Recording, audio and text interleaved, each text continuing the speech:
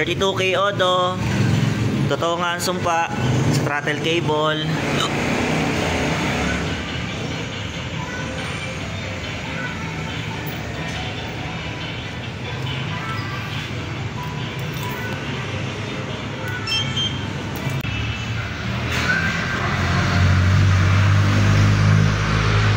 Pros and cons ng Sniper 150 cable sa Sniper 155 natin ay itong rubber na to. So lalakihan natin to ng konti. Ayan, pasensya na, sinisinok para mabilis natin siyang maipasok. Pero kung sa mga ayaw naman, pwede nyo naman itong tanggalin na lang yung rubber. Pero sa case ko, mas gusto kong bawasan na lang to ng konti.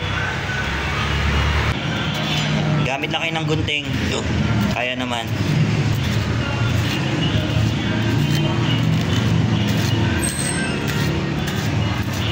Yan.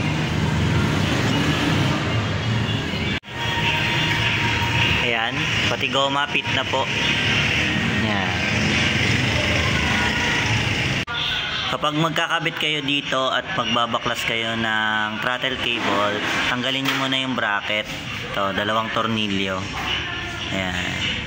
Out nyo muna yung bracket na yan. Tapos yung dito, luwagan nyo lang para mayangat nyo dito. Ayan. Tapos ito yung reference ng